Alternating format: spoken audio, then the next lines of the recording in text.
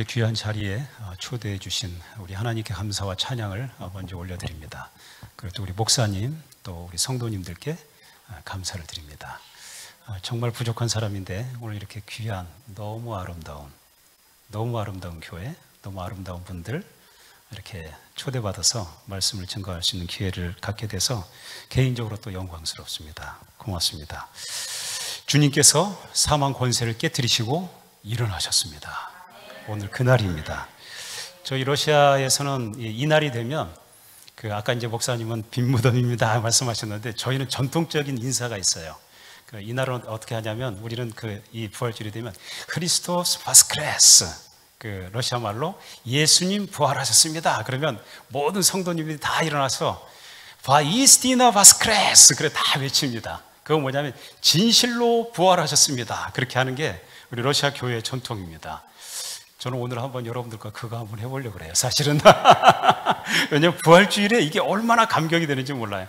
러시아 말로 하면 더 좋은데 러시아 말로는 조금 어려우실 것 같고 한국말로 예수님께서 부활하셨습니다. 그럼 여러분들이 다 일어나셔서 진실로 부활하셨습니다. 그렇게 하시는 겁니다. 진실로 부활하셨습니다. 가능하시겠죠? 네, 제가 한번 해보겠습니다. 예수님께서 부활하셨습니다. 예수님께서 부활하셨습니다. 예수님께서 부활하셨습니다. 아멘. 너무 잘하시네요. 너무 잘하시네요. 예, 앉으시기 바랍니다. 예, 너무 잘하시네요. 러시아에는 40도는 추위가 아니고 40도는 40도, 술 40도는 술이 아니고 400km는 거리가 아니다. 그런 말이 있습니다. 왜냐하면 러시아는 춥잖아요. 그러니까 40도 정도 추위는 그냥 그렇게 추운 게 아니라는 거예요. 춥다 보니까 사람들이 술을 많이 마셔요. 그러니까 보드카가 보통 일반적으로 40도에서 한 90도짜리가 있거든요. 높은 술을 많이 마십니다. 그래서 약 한 2천만 명 정도 되는 알코올 중독자가 있어요. 그리고 이제 러시아는 시차가 동에서 서까지 11시간 시차가 나거든요. 세계에서 가장 넓은 나라. 우리나라하고는 77배. 이렇게. 우리나라 땅은 굉장히 좁잖아요. 제가 살고 있는 볼고그라드, 혹시 여러분들이 아실지 모르겠는데 스탈린그라드 전투 2차 대전 때 있었던 지역이 현재는 개명을 해서 볼고그라드라는 지명으로 개명을 했는데요. 거기에서 모스크바까지 올라가는데 1100km예요. 1100km가 평지로 1100km인데 저희가 보통 한 운전해서 올라가면 15시간 정도 걸립니다. 굉장히 거리가 넓은 그런 나라죠. 러시아의 봄이 되면 온 천지에 민들레꽃이 펴요. 노란 민들레꽃. 우리 지금 여기는 보니까 벚꽃이 막 만발해가지고 저도 지금 한국에 들어왔는데 너무 감격스러워요. 와, 한국의 봄이 아름답다 그런 생각을 이렇게 갖고 있는데 러시아는 봄이 되면 민들레꽃이 온 천지를 다 그래서 융단처럼 노란 융단처럼 러시아의 봄이 오면 추웠다가 다 죽었다가 살아나는 그러한 이 대자연 이런 것들을 이렇게 맞이하면 가슴이 막 설레요. 진짜 부활을 맞이한 느낌. 그래서 러시아에서 맞이합니다. 근데 저는 한국에 오니까 한국도 마찬가지인 것 같아요. 한국도 봄이 되니까 얼마나 아름다운지 너무 좋은 그런 계절에 우리가 지금 예수 그리스도의 부활을 맞이하고 있습니다. 주님이 죽음의 상태에서 완전히 죽어있는 상태에서 일어나셨습니다. 그리고 우리가 죽어있던 그런 존재였었는데 하나님께서 우리를 일으키셨습니다. 그래서 우리가 하나님의 자녀된 것입니다. 그래서 이 부활주일은 정말 이 융단처럼 깔려있는 이 노란 민들레를 바라보면서 그리고 지금 들판에 있는 우리 이 한국 산야에 있는 이 아름다운 꽃들을 바라보면서 이 꽃들을 바라보면서 주님을 찬양하고 그리고 다시 한번 우리에게 눌려있던 마음들을 다시 세우고 부활 신앙으로 일어나는 그러한 것이 부활주일입니다. 여러분들 오늘 이러한 신앙을 다시 한번 회복할 수 있는 시간이 될 수 있기를 간절히 바랍니다. 저희 간증을 조금 이렇게 드릴게요.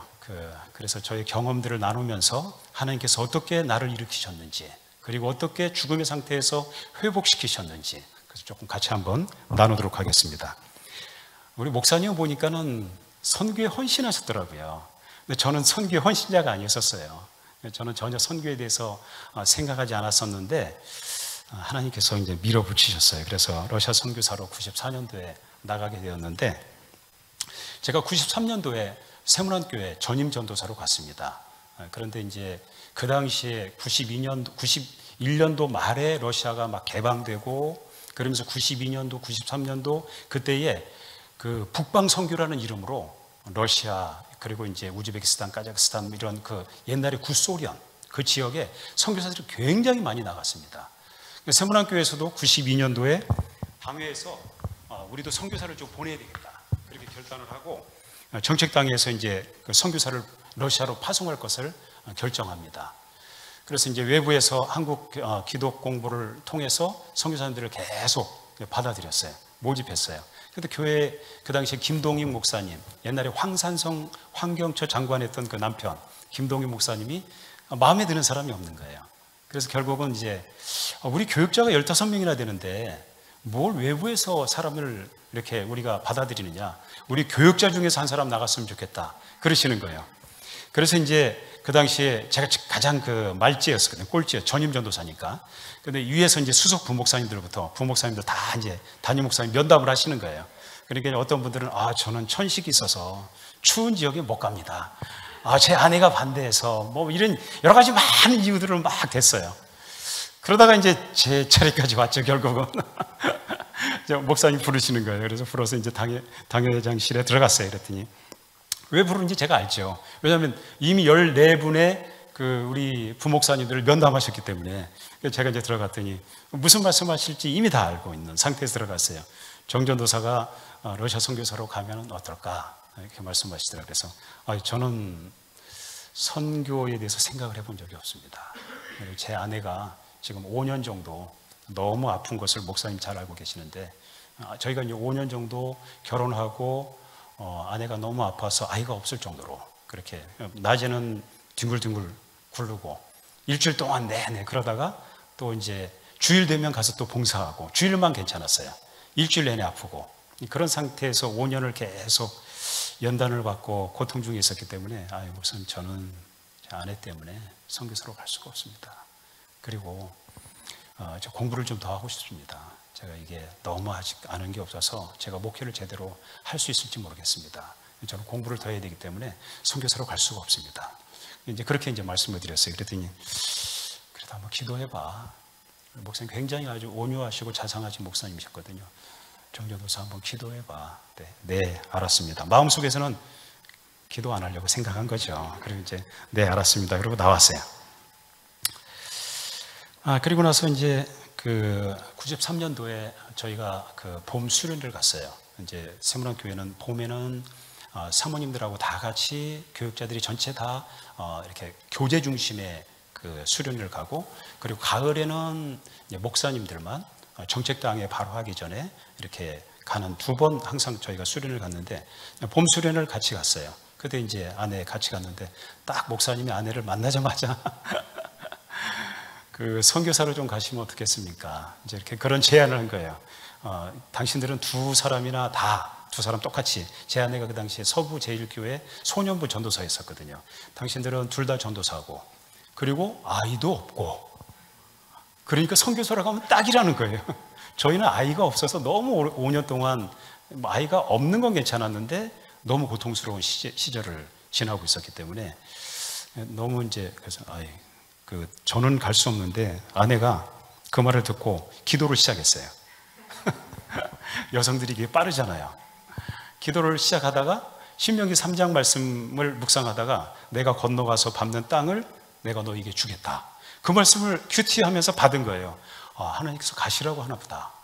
그리고 이제 그 모태신앙이니까, 모태신앙들은 못하잖아요. 하나님께서 이렇게 정말 확실하게 뭘 보여주지 않는 이상 절대 못 가잖아요. 모태신앙이니까 하나님 저 모태신앙이기 때문에 그렇게 한 번 말씀하신 거 가지고 제가 어떻게 블라디보스토크 러시아를 갑니까? 러시아는 제가 알지도 못하는 곳인데 블라디보스토크를 좀 저에게 보여주세요. 그러니까는 하나님께서 그 당시에 그 바레를 가다라는 그런 프로그램을 가지고 블라디보스토크 그 연해주 전체 일대를 지상과 그리고 이렇게 연면에서 막 그 위에서 헬리콥터로 해가지고 한 며칠 동안 방송을 보여주는 거예요. 그 아내는 그래서 기도 응답을 받은 거예요. 그리고 이제 한 번 또 이제 기도했대요. 저는 모르고 있었어요. 그때 모르고 있었는데 또 기도를 했대요. 하나님 3세판이요. 근데 또 한 번 기도했는데 하나님께서 밤에 그 서부절교회 담임 목사님이 꿈속에 나타나서 지도에다가 이렇게 보여주면서 여기가 블라디보스톡이다. 그렇게 보여주더라고요. 그래서 3세판 가야 되겠다. 그 결단을 한 거예요. 사실은 자기 때문에 제가 못 간다고 그랬었는데 자기는 그렇게 결단을 하고 저한테 선교사로 가자고 시도를 하는 거예요. 그래서 나는 선교사로 갈 생각 없다. 당신 가서 선교지에 가서 죽이고 싶지 않고 그리고 내가 좀 공부를 좀 더 하고 싶은 그런 계획이 있기 때문에 선교사 절대 갈 수 없다. 이제 그런 저항하고 아내가 이제 계속 그래도 내가 이렇게 응답을 받았으니까 당신도 기도해봐라. 갔으면 좋겠다. 계속 그러는 거예요. 그래서 제가 계속 그러길래 정가하고 싶으면 당신 혼자 가라. 나는 가서 선교지에 가서 열악한 러시아의 이 환경 속에서 당신 죽이고 혼자 살 수 없다. 그런 상황에서 이제 시간을 지내고 있어요. 근데 어느 날 이제 아내가 그 정연희 씨가 쓴 양화진이라는 책을 제 책상에다 갖다 놨더라고요. 제가 웬만한 책들은 좋아하기 때문에 책상 위에 갖다 놓은 책을 읽으라는 거잖아요. 열심히 책을 읽었어요. 양화진이라는 그 책은 그 양화진이라는 현지 지역에 외국인 선교사들이 이 땅에 와서 선교를 하다가 죽은 분들의 묘지, 선교사들 묘지, 외국인 선교사 묘지를 양화진이라고 합니다. 그 책에 정연희 씨가 쭉 그 양화진에 묻힌 분들에 대한 이 스토리들을 굉장히 아주 감성적으로 묘사해 놨어요. 책을 쭉 읽는데 너무 감동이 되더라고요. 너무 좋고 그래서 양화진을 가보고 싶더라고요. 이런 때에 아름다운 때 아내한테 월요일 날 여보 양화진 한번 같이 갑시다. 양화진을 갔어요. 양화진을 쭉 돌아보는데 양화진 한쪽 구석에 가시면 그 어린아이들 묘비가 있어요. 그 약 한 50개 정도 0세부터 5세 아이들의 이름도 없는 아이들도 있고 어쨌든 그 아이들의 묘비를 보면서 그때 이제 굉장히 마음에 저들은 이 땅에 와서 복음을 전하기 위해서 자기들뿐만 아니라 자기 자녀들까지 저렇게 죽이면서까지 우리에게 복음을 전했는데 주의 종으로 부름받아서 이렇게 하고 있는 것이 과연 마땅한가? 그 어린아이들이 말하는 소리를 제가 들었어요. 빚진 자의 그러한 음성. 당신은 어떻게 여기까지 우리는 이렇게 헌신했는데 당신은 계속해서 한국에만 있으려고 하는가 하는 그런 어린아이들로부터의 어떤 영적인 그런 음성들을 듣게 되었어요. 그리고 이제 그때 이제 스쳐갔던 것이 찬송가 아골골짝 빈들에도 복음 들고 가오리다. 신대원 다니면서 신학교를 공부하면서 기도원에 가서 그렇게 외쳐 불렀던 그 찬양이 그때 이제 머리를 스치고 지나가더라고요. 그러면서 아골골짝 빈들에도 복음 들고 간다고 했는데 이렇게 복음 들고 국내에 머물러서 내가 가지 못하는 그런 거에 대해서 굉장한 양심의 간직이 들었어요. 그래서 돌아와서 제가 목사님 제가 기도원에 좀 가야 되겠습니다. 3일 동안 가서 금식 기도를 했습니다. 금식 기도하는 중에 3일 동안 쭉 금식 기도하는데 저한테 구체적으로 말씀을 안 하시더라고요. 그래서 선교사로 안 가도 되나 보다 그렇게 이제 생각하고 구체적인 말씀은 물론 이제 아내에게는 이미 말씀하셨는데 저에게는 말씀을 안 하시더라고요. 그런데 이제 짐을 다 싸놓고 마지막 날 금식기도 끝나는 날 새벽에 가서 산에 가서 기도하는데 하나님께서 그때 말씀하시더라고요. 내가 누구를 보내며 누가 나를 위하여 갈고 내가 누구를 보내며 누가 나를 위하여 갈고 이사야서 6장 8절의 말씀을 제 가슴속에 말씀하시더라고요. 그래서 그때 이제 하나님 제가 부족하지만 제 아내도 제가 책임질 수 없고 하지만 하나님은 전능하시기 때문에 하나님이 책임지실 것을 믿습니다. 책임져 주세요. 제가 가겠습니다. 헌신하겠습니다. 그러면 아내도 책임져 주시고 그리고 제가 공부하겠다는 그런 계획에 대해서도 하나님 구체적으로 책임져 주세요.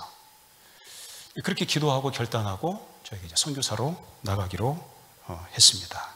제가 목사님께 돌아와서 목사님 제가 선교사로 가겠습니다 그랬더니 목사님 너무 좋아하시는 거예요. 그동안 계속 기다리셨잖아요. 그래서 이제 러시아 선교사로 결단하고 나가기로 이제 하고 이제 저희가 준비를 했습니다. 그러면서 이제 언어도 좀 준비를 하고 그리고 선교사 훈련, 총회 선교사 훈련을 저희가 들어가서 두 달 동안 이렇게 받는 그런 기간들이 있었습니다. 그런데도 뭐 아내는 차도가 없었어요. 계속 아팠어요. 한 달에 한 번 정도 그 당시에 약 23만 원짜리 무슨 주사인지는 잘 모르겠어요. 주사를 맞지 않으면 뭐 살아갈 수 없는 그런 상황이었었는데 계속 아팠어요. 계속 아프고 또 상황은 변하진 않았어요. 그래서 그런 상황에서 과연 선교를 갈 수 있을까? 그런 그 어려움, 이러한 그 상황들을 쭉 지나고 있었어요. 그러나 하나님께 약속했기 때문에 두려움이 있었지만 그러나 믿음으로 우리의 발걸음을 계속해서 구체적으로 옮기기 시작했어요. 언어도 공부하고 총회 선교사 훈련을 구체적으로 신청해서 총회 선교사 훈련에 들어갔습니다. 총회 선교사 훈련에 들어갔는데 저희가 이제 그 당시에 이제 열심히 두 달 동안 같이 우리 팀원들이 한 20몇 명 됐었는데 같이 기도하고 그러면서 한 달이 지났는데 아내가 안 아프기 시작하는 거예요. 아프질 않았어요. 그리고 이제 두 달 훈련을 다 마칠 수 있었고 저희가 러시아 선교사로 가게 되었죠. 훈련을 마치고 나서는 이제 또 일정 기간 동안 또 아팠고 이제 그런 좀 가기에는 너무 불가능한 상황. 가면은 죽을 수밖에 없는 의료 환경이나 이런 것들이 열악한 상황이었기 때문에 굉장히 그럼에도 불구하고 하나님께서 보내시면 책임지리라는 그런 생각, 믿음, 그러니까 이런 생각을 가지고 저희가 러시아 땅을 밟았습니다. 러시아 땅에 밟아서 블라디보스톡에 저희 제 선교지였기 때문에 블라디보스토크에 가서 블라디보스토크 상황을 돌아보고 언어를 하기 위해서 모스크바로 갔습니다. 모스크바에 가서 조그마한 그 맹인들이 살고 있는 조그마한 방 한 칸에서 저희가 이제 한 두 달 정도 기숙하면서 같이 이렇게 이제 나가서 그 사람들에게 처음 접촉하는 뭐 스콜코스도 이것이 얼마입니까? 뭐 이런 거 하면서 이제 처음 적응하는 그런 기간을 보냈어요. 그런데 그때 하나님께서 아이를 주셨어요. 아이를 낳을 수 없는 상황이었었는데 아이를 주시고 아프지 않고 그때부터 그런 시간들을 이렇게 지냈어요. 그래서 하나님께서 정말 기뻐하셨나 보다 그런 생각을 갖게 되었습니다. 저희가 러시아 선교사로 나갈 때는 정말 다 포기했습니다. 아내에 대한 목숨 포기하고 저에 대한 것도 포기를 했습니다. 제 인생에 대한 것도. 그 당시에 김동희 목사님이 저한테 그 연금을 들으라고, 연금, 목회자 연금 총회 들고 가라 그러시더라고요. 그래서 제가 목사님한테 그랬어요. 죽으러 가는데 무슨 연금이 필요합니까? 그래서 목사님이 그러시더라고요. 그래도 인생이 그런 게 아니다. 연금은 들어야 된다. 총회 규정도 그러니까 연금 들고 가 그러시더라고요. 근데 연금을 들었어요. 근데 저는 그것이 필요 없다고 생각을 했어요. 왜냐하면 죽음을 각오했으니까. 가면 죽을 것이라는 생각을 했으니까. 그런데 하나님께서 살려주셨어요. 살려주셨고 여기 서 있잖아요. 저희가 아이들이 둘입니다. 그래서 나간 다음에 95년도에 아이가 하나 나오고 96년도에 아이가 하나 나왔습니다. 아이를 낳을 수 없는 상황이 다 말씀드릴 수 없지만 아이를 낳을 수 없는 그러한 건강 상태나 모든 상황이었었는데 하나님께서 자녀를 주셨어요. 그때 저희가 경험한 것이 이 헌신하고 결단하면 목숨을 각오하면 하나님이 살리시는구나. 살리실 뿐만 아니라 몇 배의 복의 갑절의 복을 주시는구나. 그것을 깨달았어요. 그래서 이제 갑절의 복을 저희가 받았잖아요. 그래서 저희는 지금 이제 28년째 하고 있지만 그 어려운 점들이 많잖아요. 그럼에도 불구하고 저희는 입이 10개라고 해도 할 말이 없어요. 이미 하나님께서 죽음에서 살려주셨으니까. 이미 하나님께서 없을 아이들을 2아이나 주셨으니까. 그리고 그 아이들이 너무 잘 자라줬으니까. 하나님 앞에서 저희는 너무 감사한 그러한 시간들을 지나고 있습니다. 그러나 선교지 있어 보면 사실은 그 쉬운 일들만 있는 건 아니잖아요. 그러니까 참 제가 95년부터 블라디보스토크에 사역을 하는데 이제 새벽이 되면 여러 가지 많은 경험들을 했죠. 새벽에 전화했는데 전화를 받았는데 네가 계속해서 이 땅에서 복음을 전하면 네 목을 날려버리겠다. 그런 전화를 받기도 하고 여러 가지 많은 일들이 이제 계속 진행이 되었죠. 95년도부터 2002년까지 제가 이제 블라디보스토크에서 장로회 신학교를 세웠어요. 그때 이제 이렇게 우리 목사님 고생하신 것처럼 블라디보스토크 장로회 신학교를 학사를 짓고 또 이제 국가에 그것을 등록하고 커리큘럼을 만들고 해서 학생들을 모집해서 학교를 이렇게 진행했습니다. 그런 과정을 다 말씀드리기는 우리 목사님 건축하는 모든 과정을 다 말씀드리기는 불가능하신 것처럼 여러분들이 지금 이제 이 교회를 이렇게 예배당을 아름답게 짓는데 여러분이 얼마나 헌신하셨어요. 이런 과정들을 다 말씀할 수 없잖아요. 그런데 과정하시면서 여러분들이 헌신하시면서 얼마나 많은 은혜들을 여러분들도 체험하셨잖아요. 또 많은 복들을 받으셨잖아요. 헌신하면 하나님 복을 주시더라고요. 저도 건축 과정 속에서 뒤에 머리가 몰랐는데 이발하러 갔는데 의사가 이발사가 그러더라고요. 당신 뒤에 머리가 세 군데가 없어 그러더라고요. 원형 탈모. 그런 그 어려운 과정들을 이렇게 블라디보스토크에서 보내고 또 이제 선교지를 저희가 이동했잖아요. 2003년에 제가 이제 2002년에 나와서 THM 그 선교학 석사과 과정을 공부하고 선교사들에게는 1년에 공부할 수 있도록 배려를 해주거든요. 1년 동안에 논문까지 다 마치고 선교지를 이동했습니다. 선교지를 이동하게 된 거는 제가 안식년 나와서 선교학을 공부하고 있는데 옛날에 섬겼던 김동호 목사님, 동안교회에서 김동호 목사님이 저한테 어느 날 저를 부르시더라고요. 정선교사가 볼고그라드라는 지역, 스탈린그라드라는 지역에 지금 고려인들이 중앙아시아에서, 카자흐스탄에서 중앙아시아, 우즈베키스탄에서 많이 이주해서 가장 거기에 지금 블라디보스토크 다음으로 많은데 정선교사가 거기 가면 어떻겠느냐 저한테 그러시더라고요. 그래서 저는 지금 돌아가서 이제 신학교가 이제 원궤도에 올라가 있어서 그거를 이제 성장시켜야 되는 그런 과정 속에 있는데 그런 도전을 하시는 거예요. 그래서 하나님의 뜻이 무엇인가? 어차피 이제 한번 죽음을 경험했던 사람이기 때문에 하나님의 뜻에 순종하고자 하는 그런 결단이 있었거든요. 하나님의 뜻이 무엇인가 이제 기도하고 그러다가 목사님 그러면 제가 볼고그라드를 한번 볼 수 있도록 해달라고 그랬더니 해외 선교부장하고 그리고 이제 선교부 담당 목사님을 붙여서 저를 볼고그라드를 답사할 수 있도록 했어요. 갔는데 6월 달에 갔는데 영상 40도. 영하가 아니에요, 영하가. 6월 달에 갔는데 볼고그라드는 카자흐스탄을 국경으로 하고 있는데 여름에는 영상 40도, 겨울에는 영하 25도, 30도. 이 연간 교차가 일교차가 너무 큰 거예요.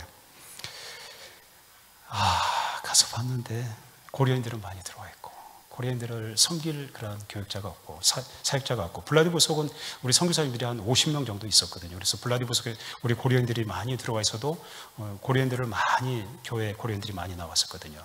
볼고그라드를 바라보면서 선교사가 필요하긴 한데 영상 50도, 영하 25도, 30도 연약한 아내가 견딜 수 있을까? 그리고 나도 너무 싫어.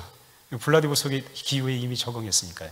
그래서 제가 여기 너무 더워서 못 올 것 같아요. 그랬더니 해외 선교부장님이 그때 그러더라고요. 목사님, 집에 빵빵한 에어컨 해서 차도 에어컨 잘 나오는 차 사드릴게요. 그러더라고요. 그래서 근데 에어컨을 들고 다닐 수 없잖아요.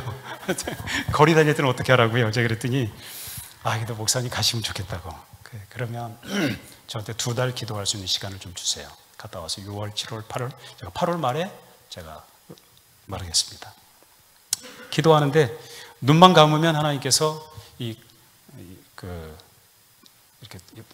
노란색, 동색으로, 황금색으로 볼고그라드 이렇게 찍으시는 거예요. 눈만 감으면 볼고그라드. 기도를 할 수가 없는 거예요. 하나님 가시라고 하나 보다. 그런 2달 동안 그 기도를 했어요. 근데 이제 미안하잖아요. 애들이 이제 막 어린데 애들은 블라디보스토크에 적응됐고 거기 이제 막 학교도 다니기 시작하고 또 친구들도 많은데 그걸 또 벗어나서 선교사가 없는 그런 지역으로 간다는 것이 애들한테 너무 미안하고 또 아내한테도 너무 미안하고 그래서 이제 말을 못하고 이제 있었어요. 그러다 이제 한 2달 동안 혼자서 끙끙끙 대고 하나님은 가라고 하시는 거예요. 사인은 이미 끝났잖아요. 기도만 하면 눈만 감으면 볼고라도 찍으시는데 그 가라고 하시는 거잖아요. 근데 이제 그 2달 지나서 8월 말에 지났어요. 9월이 들어왔어요. 9월이 돌아와가지고 제가 아내한테 여보, 자, 아무래도 가야 될 것 같아. 내가 아무래도 가야 될 것 같아. 그랬더니 아내가 가세요. 당신이 결단만 하면 우리는 땅끝까지 쫓아갈 거니까 결단만 하라고. 그냥 가자고. 그날 결단을 했어요. 그날 결단하고 그럼 우리 볼고라도 가자. 블라디보스톡에 모든 거 다 내려놓고 그렇게 이렇게 건물 다 지어놓고 신학교 국가에 등록 다 하고 학교가 막 커리큘럼으로 제대로 돌아가고 이런 상태에서 다 이양하고 떠났어요. 선교사들이 다 미쳤다고 그랬어요.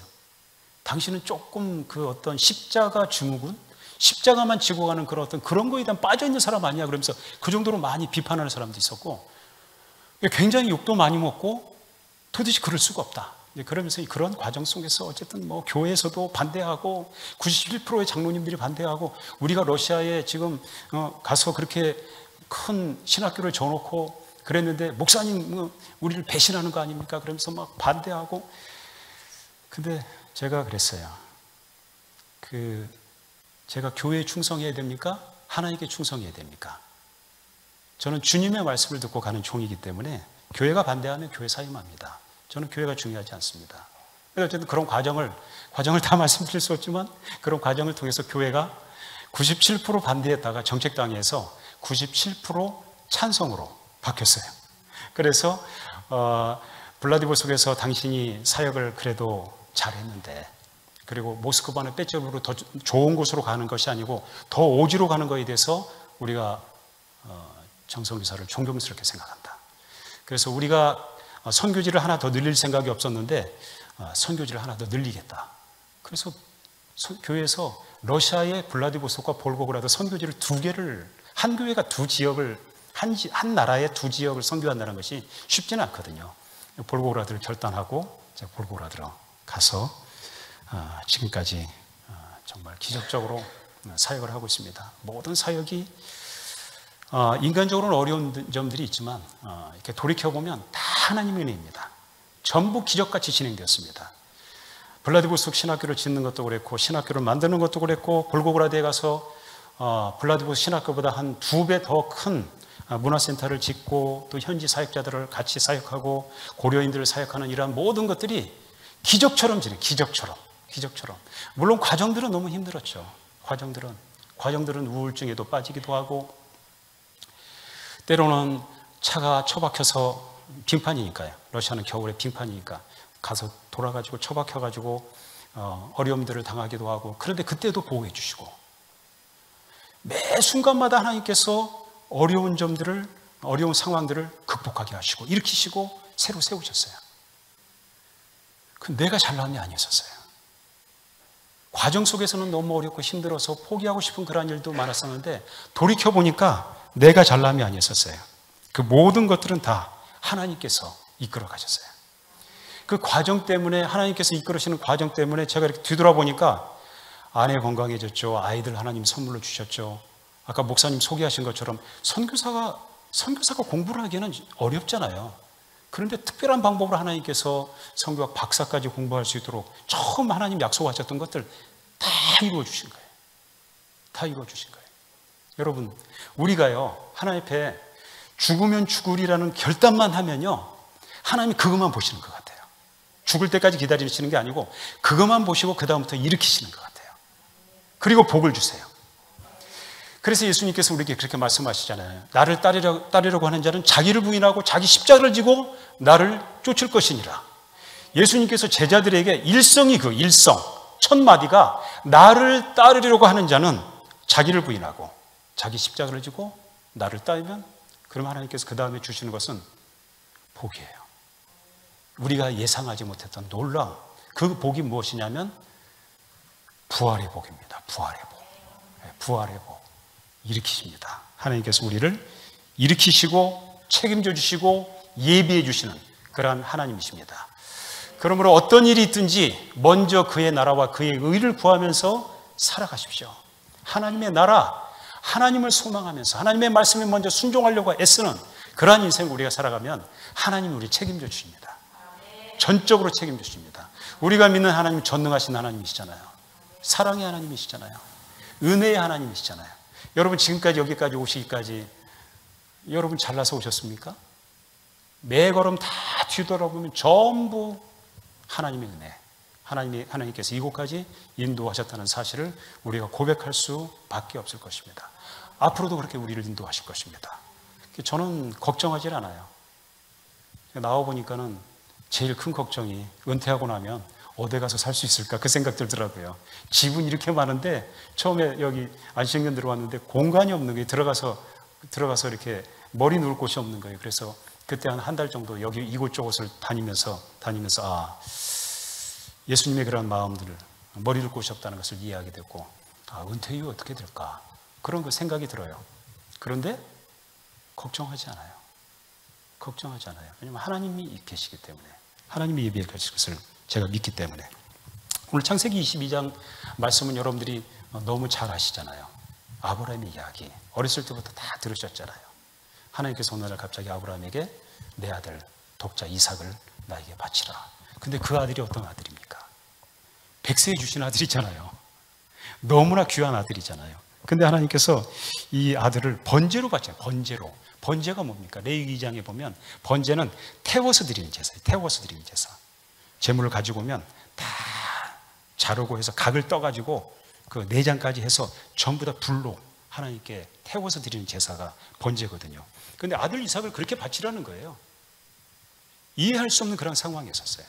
그런데 아브라함은 아무 말도 하지 않고 하나님의 그 이해할 수 없는 그런 상황에서도 아무 토도 달지 않고 브엘세바에서 모리아산까지 가잖아요. 근데 그 길이 대략 80km 정도 됩니다. 3일 길, 성경에 그렇게 말씀하고 있잖아요. 3일 동안 갑니다. 아들하고 둘이서 고통스러운 그런 상황들을 이렇게 갑니다. 아무 말도 하지 않고. 근데 이삭이 묻습니다. 아버지, 다 준비된 것 같은데, 근데 왜 제물은 어디 있습니까? 어린 양은 어디 있습니까? 그때 아브라함이 대답하는 거예요. 하나님이 준비하실 것이다. 하나님 준비하실 것이다. 그리고 모리아산에 올라가서 아들 이삭을 붙잡습니다. 그리고 손을 묶어놓고 진짜 이제 번제 양을 죽이는 것처럼 죽이려고 하는 그런 순간에 있었죠. 그때 하나님께서 급하셔가지고 아브라함아 아들 이삭에게 손을 대지 말아라. 그 장면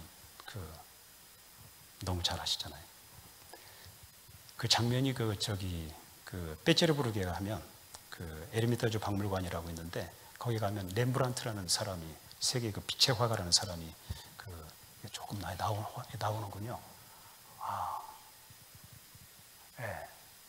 렘브란트 그림은 아니지만 그 그림입니다. 지금 렘브란트 그림은 아닌데 아주 급하게 하나님께서 아브라함을 저지시키는 그런 장면이잖아요. 이 그림을 자세히 보면 이삭은 이미 묶여 있어요. 뒤로 딱 묶여 있고, 그리고 이삭이 약간은 어느 정도의 몸부림치는 그런 분. 이삭은 그 당시 18세에서 약 20세였습니다. 청년이었습니다. 이삭이 만약에 아버지를 밀치고 도망가려고 맘만 먹었으면 충분히 그럴 수 있는 상황이었습니다. 그런데 이삭도 하나님의 뜻을 받아들입니다. 이삭은 그때 죽은 것입니다. 아브라함 역시 마찬가지입니다. 아브라함 아들을 죽이는 것, 독자 이삭, 100세에 주신 독자 사랑하는 아들 이삭을 그렇게 묶어가지고 칼을 들어서 죽이려고 했다는 것은 이미 사실은 죽인 거죠. 아들을 그렇게 했다는 것은요, 자식을 키워본 분들은 아시겠지만 자녀를 그렇게 했다는 것은 부모는 2번 죽는 것입니다. 제 생각에는 아브라함이 2번 죽었을 것 같아요. 그런데 그때 하나님께서 급하게 아브라함을 저지하시고, 그리고 하나님께서 예비하신 그 양들을 잡아서 제사를 드리는 그런 장면이 창세기 22장의 장면입니다. 얼마나 놀라운 장면입니까? 자기 아들 이삭과 그리고 자기가 죽음을 2번 죽는 듯한 그런 상황에서 하나님께서 예비하신 것. 그래서 그 상황을 하나님께서 여호와 이레라 그렇게 부르시잖아요. 하나님이 예비하셨더라. 근데 저희 러시아 성경엔 바스모트릴리 그래가지고 하나님께서 지켜보셨다 그렇게 번역하고 있어요. 하나님께서 모든 장면을 다 지켜보시고 하나님 준비하신 거예요. 우리가 헌신할 때요, 우리가 하나님의 길을 쫓아갈 때 하나님이 침묵하시는 것 같잖아요. 근데 그때도 하나님 우리를 지켜보십니다. 그리고 모든 상황을 예비하십니다. 아브라함이 이렇게 그 하나님의 시험에 합격할 수 있었던 것은 부활신앙이었던 거예요. 부활신앙. 하나님이 예비하시리라. 그리고 오늘 우리가 히브리서 읽었던 11장 19절에서 그렇게 말씀해요. 내가 하나님이 능히 이삭을 죽은 자 가운데서 다시 살리실 줄로 생각하신지라. 아브라함은 죽여도 살리실 것을 믿었던 거예요. 그에게 부활신앙이 있었던 거예요. 부활신앙이 있었기 때문에 자기 전체를 다 바칠 수 있었고 자녀까지 바칠 수 있었던 거예요. 순종할 수 있었던 거예요. 여러분, 부활신앙이 중요합니다. 십자가의 신앙도 중요하고요, 부활신앙 중요합니다. 그래서 이 2가지가 겸비해 있어야 돼요. 십자가, 부활. 부활신앙이 없으면요, 우리가 절망할 수밖에 없어요. 부활신앙이 있어야 순종할 수 있어요. 부활신앙이 있어야 목숨 걸 수 있어요. 하나님이 살리시기 때문에. 여러분, 오늘이 부활주일인데요, 부활신앙 가지십시오. 어떤 상황에서도 하나님께서 나를 일으키신다, 준비시켜주고 계시다, 여호와 이레 하나님 나를 살리신다, 그 신앙을 여러분 가지시기 바랍니다. 제가 지금 드리는 말씀은요, 그냥 단순히 하나님께서 불가능은 없다, 긍정의 신앙, 이걸 말씀드리는 게 아니에요. 긍정의 신앙, 불가능은 없다, 이런 것들은 감정적이에요. 근데 부활신앙은 진리의 토대를 두고 있는 신앙이 부활신앙이에요. 예수님은 아까 우리가 봤잖아요. 무덤에서 살아나셨어? 빈 무덤이었었어요. 500의 형제들에게 일시에 보였어요. 예수님이 부활하신 사실은 진짜 진리에 근거한 확실한 사건이에요. 그래서 우리가 이 진리에 근거한 신앙을 가져야 돼요. 부활신앙. 이 신앙이 있어야 우리의 목숨을 걸 수 있어요. 주님을 위해서. 이 신앙이 없으면 자꾸 주춤거리는 거예요. 부활신앙이 있어야 하나님 말씀하실 때 우리가 예, 아멘 순종할 수 있는 거예요. 여러분, 부활신앙 가지세요. 우리가 죽어도 살 것입니다. 근데 하나님은요, 놀라운 거는 아까 제가 말씀드렸잖아요. 아브라함도 마찬가지잖아요. 죽이시지 않으세요. 그 마지막 광경까지만 보시는 것 같아요. 제가 그걸 체험했잖아요. 죽음을 각오하고 나아가니까 하나님께서 아내도 건강케 하시고 자녀도 주시고 공부 다 하게 하시고 마지막 그거 보시는 것 같아요. 아브라함도 마찬가지잖아요. 마지막 죽음에 결단해서 이삭과 자기의 죽음 하나님 바쳤을 때 하나님께서 아브라함을 복의 근원으로, 그리고 아브라함을 믿음의 조상으로, 우리가 지금도 아브라함 얘기하면 우리는 그 신앙의 우리의 가장 그 믿음의 조상으로 알잖아요. 그렇게 그런 사람을 세우시잖아요.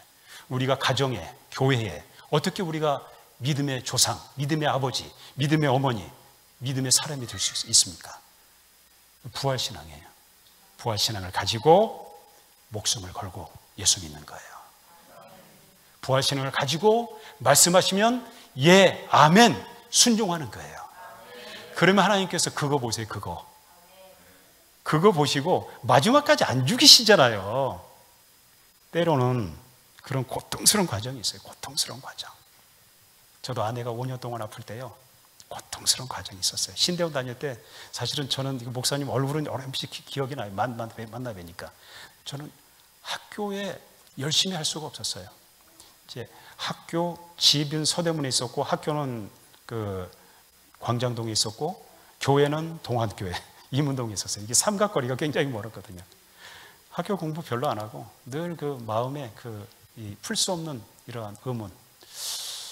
제가 어려서부터 저는 그 주님 앞에 헌신했거든요. 중학교 3학년 때 목사가 되기로 하고, 고등학교 2학년 때 고등학교 3학년까지도 저는 매주 화요일마다 완전 철야. 그 당시에는 저희가 그 YWCA인가요? 거기서 금요 찬양, 화요 찬양을 했거든요. 화요 찬양 갔다 오면 밤새서 기도하는 거예요. 밤새서 기도하고 학교 가서는 자고 주의 종 될 거니까 기도 많이 하면 되는 줄 알았어요. 어쨌든 기도 열심히 하고, 그리고 그때 이제 하나님께서 막 환상도 보여주시고 신유의 은사도 주시고, 이렇게 예배당에 들어가면 이렇게 그 예배당 안에 성령께서 가득한 모습, 아니면 없는 모습, 향기. 저 굉장히 어렸을 때 뭐 희한한 체험들을 제가 막 했어요. 그 신비주의 쪽으로 막 빠질 정도로. 그런데 신학교 마치고 신대원들하고 아내하고 결혼했어요. 다른 사람에 가서 기도를 해주면 바로 낫는데, 아내는 오늘 5년 동안 기도해줘 안 낫는 거예요. 아내는 안 낫는 거예요. 내가 이 길을 계속 가야 될까? 내가 이 길을 계속 가야 될까? 그런 그 낙심의 시간들이 있었어요. 그래서 사실은 세문안교회 갈 때도 제가 10월 달에 원서를 하나 내놓고 아무데도 원서를 안 냈어요. 그리고 우리 같이 기도하는 멤버들이, 야, 거기만 내지 말고 다른 데 좀 내. 막 그랬는데 저는 그냥 안 냈어요. 왜냐하면 거기 안 되면 쉬려고 생각했어요.